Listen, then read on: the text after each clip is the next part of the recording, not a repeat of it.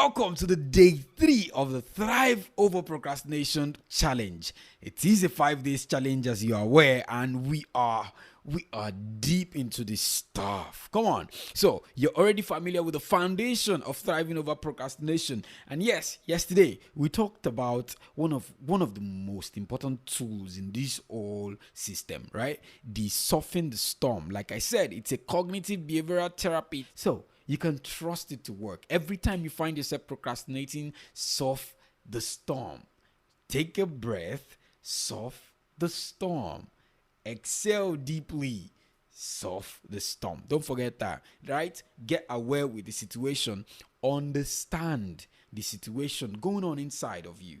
Then go ahead and challenge the thoughts. Go ahead and challenge the emotion. Remember, emotion is created from thought, and emotion will lead to action. So the cycle starts with thought. Control your thought, you control your emotion. Control your emotion, you control your action. Basically. And then we talked about how you can actually bypass the whole procrastination thing by making the actual task or project very essential. I gave an example of reading.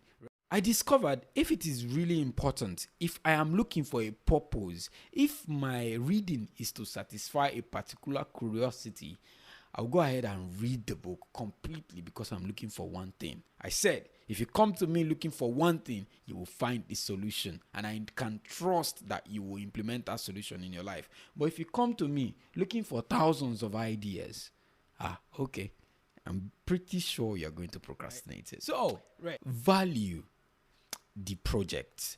Once the project is coming from a place of value, if your goals are set properly, if your goals are set from the domains of your life, you can be assured and guaranteed that you will hardly procrastinate on those projects. All right, moving on. Today, let's unleash another tool, right? Today's tool is about time blocking. I know. So you hear the whites, especially the Americans, they will tell you they work and they get paid per hour. That's because your time is really special. Your time per hour is so much. I know you don't get this yet, but listen to this. Every time,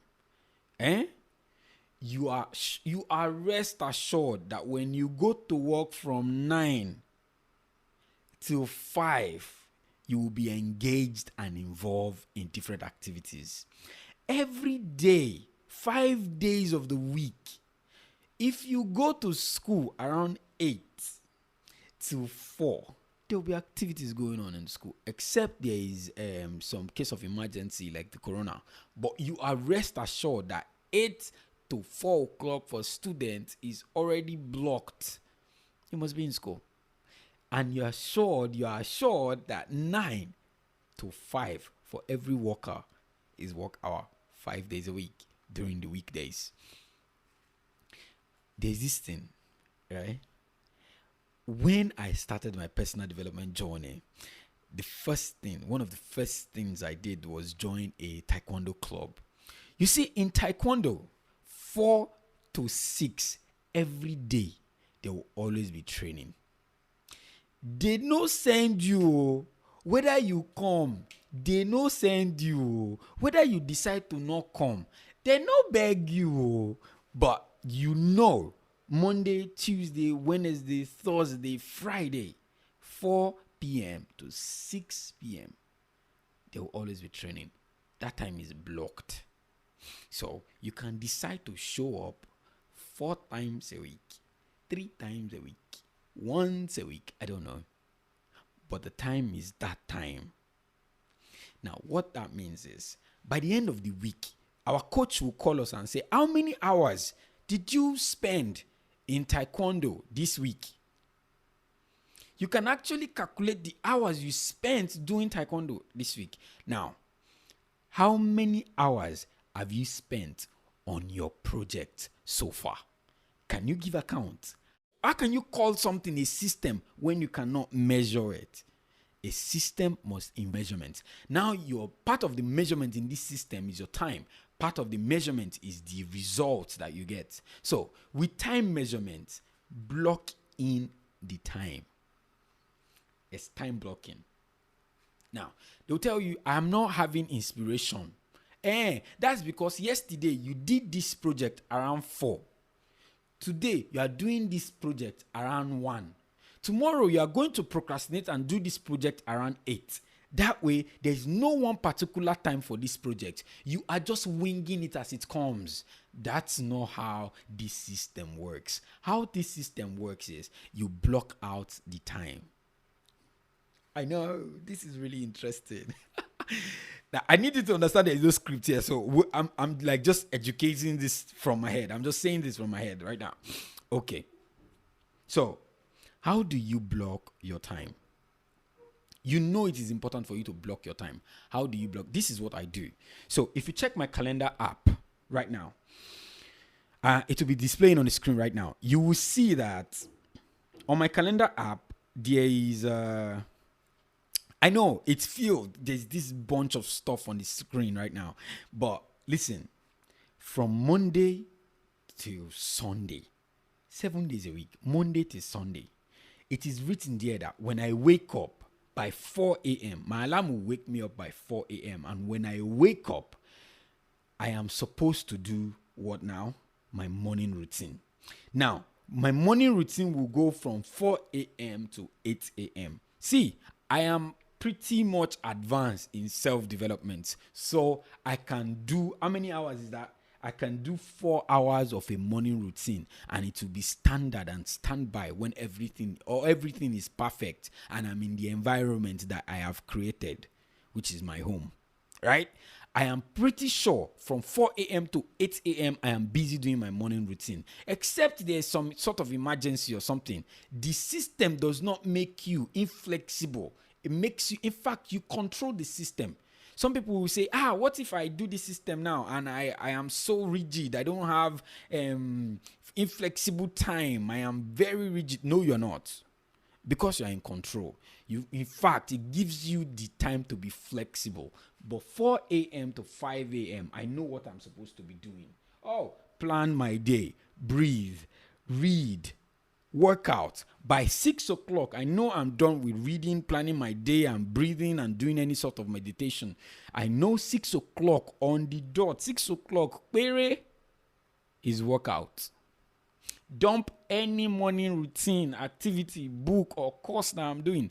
6 o'clock, is workout. And that will take me from 6 to 7 or 7:30. Right? You see, it's not rigid. This is how it works. My morning routine is where I get some reading done. Since readers are leaders, reading should be in your culture. I take time to read. Right? Now, remember, this time blocking system is what you will use. Some people, they will go ahead and read one personal development book. They will go ahead, they will read another personal development book. And they don't know how to implement the things they learn. Now, when you create a window in your 24 hours that is dedicated to your growth, you can start implementing all those things that you read in those self-help books into your time that you blocked for yourself, for your personal growth. Now, what this means is my time that I blocked for myself is in the morning, 4 to 8. Now, what this means is I work for myself before I go and work for any other person.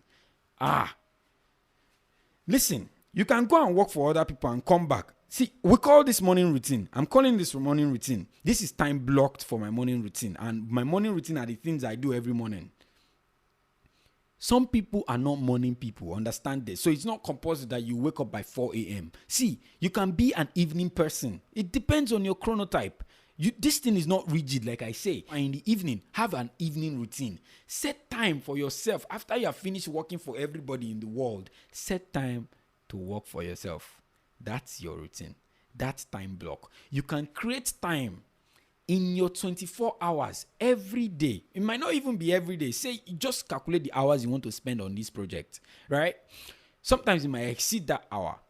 Set one particular time that you show up for reading or for doing that project. It's called time blocking. Your calendar is what you use to block those time. I'm going to show you shortly how you use your calendar to block times. Now, I blocked certain time. I blocked time for my morning routine. I blocked time for my coaching work. I blocked time for my evening routine. Now, part of my evening routine is where I block time for my friends, talk with my friends and my family. So, let's jump into that now. Sometimes you need to block time for mundane activities.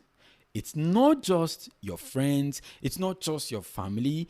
Like, block time that you know you're going to spend using to do chores. In fact, something as small as chores. Block time for when you should play one particular game on your phone. So, block this time that by this time every day, I am going to create time for myself and just play this particular game. Have fun. I'm going to see movies this time every week, block that time. In fact, play and work should go together. When you play, create time for work. When you work, create time for play. Find a balance. Don't do workaholic and forget the time for pleasure. Choose friends to enjoy play with. Do you get? What do you need your friends for anyway? 1, so you can be dependable on them. 2, so you can have someone to talk to. 3, so you can have someone that you enjoy with. Those 3 things. So if it is time to play, choose a friend. Let's see, can we do this every week? That way your friend will not call you out of the blue and invite you for something that you are not prepared for, because you've created time for them. I don't know if you understand this. Create time. I have time for my friends. I have time for my friends. So every day, I get to talk with my friends from 7 p.m. to 8 p.m. Maybe even afterwards. But I know once it is 8:30, my alarm goes off. That's time to get prepared for my evening routine, deep review of the day, and then go to bed. A writer. What makes a prolific writer is because he keeps writing. He writes for about 7 hours every week. What makes someone not a writer is that he does not write 7 hours every week. The difference between a prolific writer and a procrastinating writer is that one designates particular hours that they need to write every week. If you have the goal to write 7 hours a week, okay, that's roughly about 1 hour every day. Okay, set one particular time, let's say 2 p.m. Lock your door. 2 p.m. to 3 p.m. every day, lock your door. Put yourself in secluded place. Indicate to people that you're walking around that this is me working on something important. No disturbance. Block your time for it. Does this make sense? Your calendar is a contract. Is a contract book. Whatever I put on my calendar, that's all. Make me put anything on my calendar because I wake up every day and I check my calendar.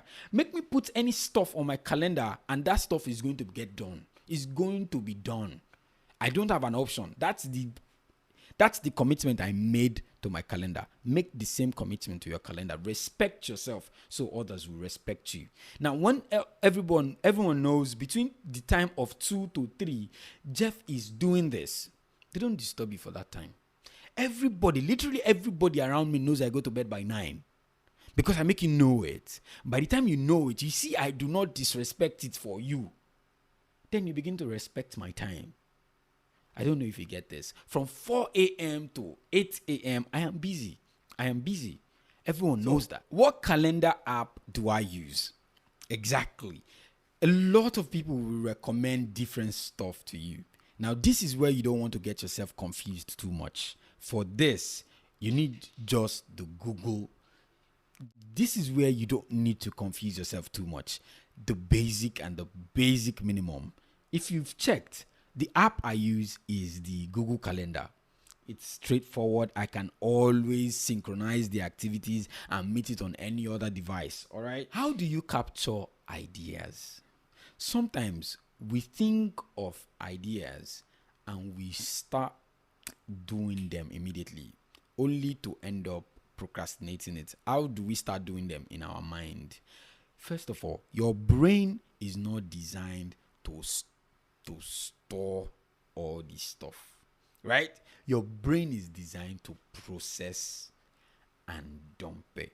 That's why when you learn something new, 8 hours later, you would have forgotten. So you need to remind yourself 8 hours later. After that 8 hours reminder, you need a 24 hours reminder after that. After the 24 hours reminder, you need a 72 hours reminder, and on and on. Your brain is not designed to store. Your brain is designed to process. So when you get an idea, what you want to do is immediately capture the idea. How do you capture the idea? Check out my Google Keep. I use the Google Keep app. It will be displayed on the screen here. I use the Google Keep app to do capturing. When I get an idea or I get a project, I just save it. Write about the idea immediately. Some of you can just go about with a notepad, and just write it down. It's also good. But basically, have a place you store ideas. Now, when you store those ideas, every day, take your to-do list, your to-do list app, or your to-do list paper, and fit those ideas in. Does this make sense? So, anytime you get an idea, think of it as a project, and you must always handle it as a project. Where do I need to go for this to be accomplished? Which will lead us to the next thing. How do you set up your to-do list? What makes a to-do list a to-do list? First, you get the project, the idea in your head. You store it. You've captured it. Now, when you want to execute it and you don't know where to start at all, your question is this formula. If non-existence, no project. The acronym is if next NP. If non-existent, no project. This is the biggest secret that I brought to you. Yes, this is the biggest secret of this challenge. If next NP. If non-existent, no project. Let's say you want to record a challenge like this. You want to do a challenge. The first thing you need is, what is the first thing you need? I don't know. Without a camera, can I do any of this? No. So, how do I figure out how to do that? Oh, this is the camera that I need. Oh, this is it. Then I do my Google research. I do my YouTube views. Oh, okay, that's what I need. If non-existent, I don't have a project. Oh, Mike. If non-existent, I don't have a project. I could have used normal street lights, but let's say I want to make it advanced a bit. Oh, I need this normal light, right? If non-existent, no project, I need content. What do I teach about? Oh, if non-existent, no project is the method that will save you from what to do next. So you know exactly what to do. When I ask someone, what are you doing now? You say, I'm working on my project. The fact that you say I'm working on my project, or when I ask someone, what are you doing? You say, I'm busy. See, you are actually procrastinating already the fact that you are saying, I am busy or I'm working on something. Many people use that and they are not doing anything. In fact, it's what we do to stay defensive. So, capture your idea. Capture your idea now and turn it into a project. I want to become a good writer. That's a project. I want to become an amazing person. That's a project. Turn it into a project. What is my next step? If non-existent, I cannot become a good writer. If non-existent, I cannot be a writer. What other people will now start doing is, if non-existent, no project, I want to be a writer. If non-existent, no project, they will now start doing so many reading. Let me read. If non-existent, no project, think about it. What makes a writer a writer? They've written a book, right? You have written a book. That's what makes you a writer. The question now is, how do I write a book? That's where you start from. If non-existent, no project. Wisdom is somebody. Wisdom is a person that is living. So if you need wisdom on how you can write a book, you need to find somebody. Maybe it's someone that in real life that has written a book. Look for that person. Or maybe you can't reach the person, download their course. Or maybe you can't get their course, you can't pay for their course. Go watch some couple of YouTubes. You'll be surprised what you find on YouTube. If non-existent, no project. Let's talk about to-do list. The to-do list app that I use is called TickTick. You can use several of them. There is Todoist, there is AnyDo. You can use any of these. They are good. I'm quite familiar with TickTick, and I like the interface. It's being shown right here, and you can see it. I like how I can track my habit with it. That's essentially why I need it. It's doing the major work, which is tracking my to-do list, right? Tracking the things I want to do. Now, one thing that I also use it for is tracking my habits and my virtues. That way, I can measure how much I'm doing the habit that I say is my habit. Do you understand? So, what makes a to-do list a to-do list? Some people, when they set to-do lists, they don't set an action. Remember, your to-do list has to be your next action. It has to be an action. A to-do list is concrete in that it is telling you exactly what you are about to do next, not complete the so and so project or attempt no. Exactly what are you supposed to do? So let's talk a little bit more about planning. How do you find time to set your calendar and fix all these activities and then wake up and, go thrive? First of all, if you see through my calendar, you will notice that every morning I schedule about 5 to 15 minutes to plan my day.